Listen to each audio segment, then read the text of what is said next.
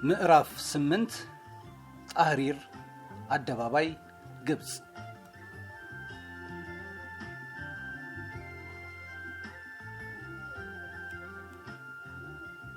ደራሲው ኮስሞስ ወደ አልጋው ሲገባ እሷም አብራው ገባች። የከተለችው አልመሰለውም ነበር። ማሌንካ ዛራኮቫ ግን አልለቀቀችውም፣ ተከትለው ገባች። ኮስሞስ ዞሮ ተመለከታት። ውጪ አላት። ተነጋግረን አይደለም እንዴ? የተረዳኝ መስሎኝ ነበር። ይሄ እኮ አፍሪካ ነው ሀገሬ። ማሌንካ ዛራኮቫ አጥብቃ ሳቀችበት። ኮስሞስ በሸቀ። ነገር ግን ጥርሶቿ በጣም ያምራሉ። አስገድደሽ እየደፈርሽኝ ነው። እኔ ብቻዬን አስቤ መጻፍ ፈልጋለሁ፣ ውጭልኝ አላት። ሳቋን ለቀቀችው። ምን ያስቀሻል? ማሌንካ ዛራኮቫ ግን ተራምዳ ሶፋው ላይ ተቀመጠች። ኮስሞስ ግን እንደቆመ ነው። መላ ክፍሉም ባይኑ ዳሰሰው። ወለሉ ቀይ ስጋጃ ተነጥፎበታል። መስኮቱ በነጭ መጋረጃ ያሸበረቀ ነው። የፈረስ መጋለቢያ የሚመስለው አልጋው ደግሞ ነጭ ምጮት ያለው መጎናጸፊያ ተነጥፎለታል። ከሶፋው ፊት ለፊት ደግሞ ወርቃማ ቀለም የለበሰ ጠረጴዛ አለ። በዙሪያው 4 ወንበሮች አሉት። ከአልጋው ፊት ለፊት ደግሞ ቴሌቪዥን አለ። በዚህ ቴሌቪዥን ላይ ነው ስለ ቀማሚው የተናገረው። ይህ ተሰምቶ አሁን ማሌንካ ዛራኮቫ መጣችበት። ኮስሞስ ወደ ጠረጴዛው ሄዶ ወንበር ስቦ ተቀመጠ። ደራሲው ኮስሞስ ማሌንካ ዛራኮቫን እየተመለከተ ሳያስበው ወደ ድሮው ትዝታው ተወረወረ። በማሌንካ ዛራኮቫ አስወጫፊነትም ወደ ድሮ ትዝታው ተወነጨፈ። ከኢትዮጵያ ሰራዊነቱ ከተነጠለ በኋላ ቀጥታ ወደ እንግሊዝ ነበር የገባው። በዛም ሀገር በሳተላይት ዲግሪውን ያዘ። በኋላም በውሃ ቴክኖሎጂ ተመረቀ። በአብዛኛው በንባብ ነበር ጊዜውን የሚያሳልፈው።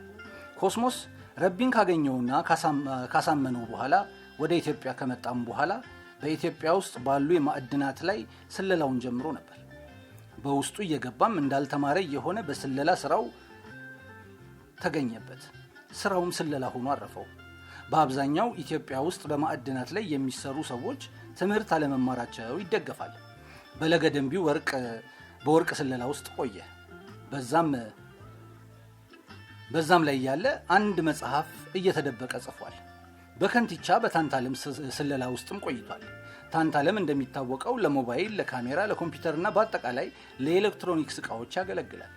በዚህ ላይም ስለ አሰራሩ ምን ድርጅት ለምን ምክንያት እንደሚሰራው አንድ መጽሐፍ እየተደበቀ ጽፏል። በመንግስት ድርጅት ስር በሆነው በኢትዮጵያ ማዕድን ድርጅት አክሲዮን ማህበር ውስጥም በሰላይነት ይሰራም ነበር። በዚህም ላይ ምን አይነት ሙስና እንደሚሰራ መጽሐፍ ጻፈ። በኢዛና ድርጅት ውስጥም እንደዛው በሰላይነት ይሰራ ነበር። በሚድሮክ ድርጅት በሻኪቶ ከተማ ውስጥም እንደዛው በሰላይነት ይሰራ ነበር። ወርቅ ሲሰርቅ አንድ እጁ ስለተቆመጠ ሰው እንዲሁም ወርቅ ቁጠው ስለሚወጡ ሰዎችና መድኃኒት ስለሚወጡበት ሁኔታ እንዲሁም ምን አይነት ሙስና እንደሚሰራም አንድ መጽሐፍ ጽፏል።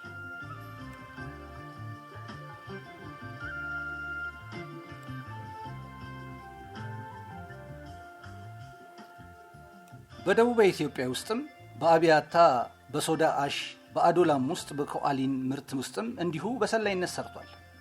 በታናሙራ ኬሚካል ኢንዱስትሪ ውስጥም በግብርና ምርቶች ውስጥ በመጠቀም ኢትዮጵያ እንዲያመርቱ በሰጠችው ብሮሚን በሚወሰደው በቻይና ኩባንያ ውስጥም በሰላይነት ያገለግል ነበር። ወደ ኦጋዴን ተጉዞም በፖሊ ጂኦኤልኤስ ድርጅት ውስጥም በስለላ ይሰራ ነበር። በጋምቤላ ውስጥም ተጉዞ በሰላይነት ያገለግል ነበር።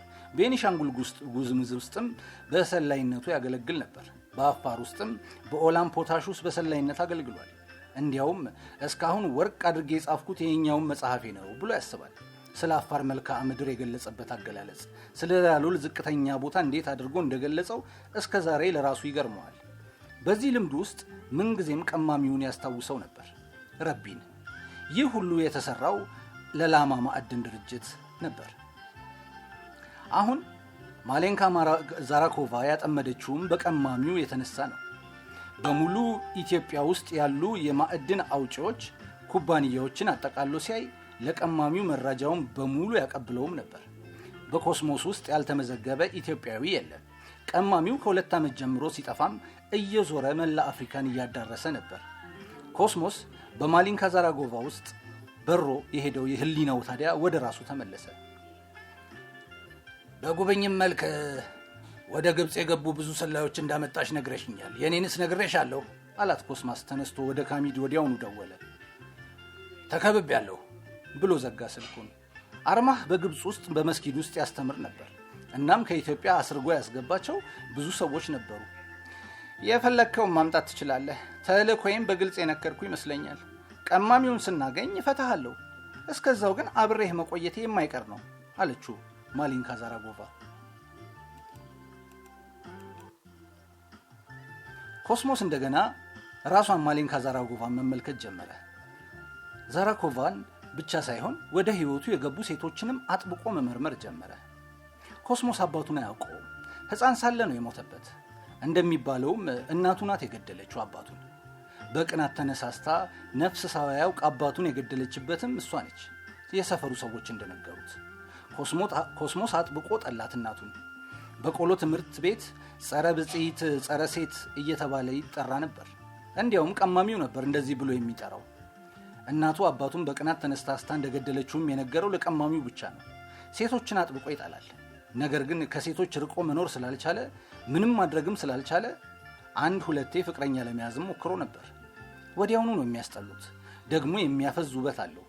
በዛ እየተነሳሱ ነው ሴቶቹ ባላቸው ለማድረግ የሚቋምጡለት።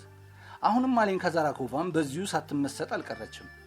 እሱ ሴትን አጥብቆ ይጠላል፣ ሴቶችም ደግሞ አጥብቆ ይቀርቡታል። ማሊንካ ዛራጎቫም እንደዚህ አይነት ወንድ አጋጥሟት አያውቅም። እንዲያውም ወንዶች በውበቷ ተነድፈው ለመሰለል ወደ ወንዶች ስትላክ አጥብቀው የሚፈልጓት እነሱ ነበሩ። ደራሲው ኮስሞስ ግን እንደዛ አይነት ወንድ አይደለም። አጥብቆ እንደጠላት ተሰማት። እንዴት አድርጌ ብቀርበው ይወደኛል የሚል ስሜት ወዲያውኑ አደረባት። ቀለበት እጅ ላይ አላገባህም እንዴ አለችው ማሊንካ ዛራጎቫ። ደራሲው ኮስሞስ ምን አይነት መልስ ልስጣት ብሎ ሲያስብ እውነቱን ነገራት። ሴቶችን አጥብቄ እጠላለሁ አላት ኮስሞስ። እንዴት? ረጅም ነው ታሪኩ። እናቴን ጨምሮ ሴቶችን አጥብቄ እጠላለሁ። ስለ መስታወት እየጻፍክ ሴቶችን መጥላትን ምን አመጣው? ሴትና መስታወት አላት ኮስሞስ በምን ልታገጣጥመው ነው ብሎ በመጠራጠር። ለምን እኔ እየተመለከትክ ስለ መስታወት መጻፍን አትቀጥልም? ብዙ ነገር በተወሳሰበብኝ ሰዓት አንቺን እያየው ምን ብዬ ልጽፍ ነው? እኔ ያለሁ አለችው ማሊንካ ዛራጎቫ በመስታወት እያየች። መስታወት በጣም ነው የምወደው። እኔ ለምሳሌ እኔ ያለሁ እና ስለ መስታወት አንቺን እያየው ልጽፍ? እንደውም ሴቶች መስታወት ይወዳሉ። ለምን ስለ ሴቶች ለምን መስታወት እንደሚወዱ አትጽፍም? ማሊንካ ዛራጎቫ ይህን ብለው ስታበቃ በምን እንደምታጣፋው ግራ ገባት። መልሱ አጭር ነው አላት ደራሲው ኮስሞስ። ሴቶች እንዴት መስታወት እንደሚወዱ ወዲያውኑ አንድ ብሽቅ ሐሳብ መጣለት። ብትቀየምና ብትሄድ ምርጫው በመሆኑ ለመናገርም ብዙ አላቅማማም። ሴት በመስታወት ራሷን አስሬ ለምን እንደምታይታ ልንገርሽ? ንገረኝ። ጎዶሎ ስለሆነች ነው ብሎ ፊት ለፊቷ ተመለከተ።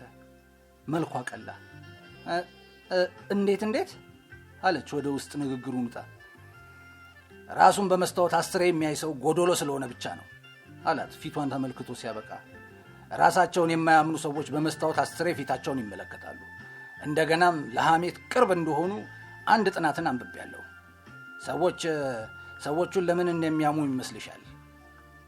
ከመስታወት አውጥቶ ወደ ሐሜት ሲወስዳት ነበር ይሄን ያላት። እስኪ አንተ ንገረኝ። በሁሉም ረገድ ጎዶሎ ስለሆኑ ብቻ ነው። ማሊንካ ዛራጎቫ በረጅሙ ተነፈሰች። ኮስሞስ ተነሳና ሳሎን ውስጥ መንጎማለል ጀመረ። ማሊንካ ዛራጎቫ ሴት እንደሚጠላ ስለነገራት እንዴት ሴት ልጅ እንደሚወደድና በምን መልኩ እንደምትነግረው ለማስረዳት እየተዘጋጀችም ነበር። ኮስሞስ ግን እንዴት እንደገና ውጪ እንደሚላት እየተዘጋጀ ነው። ያን የሆኑ ታዲያ ካሚድ ስልኩ ላይ እየደወለለትም ነበር።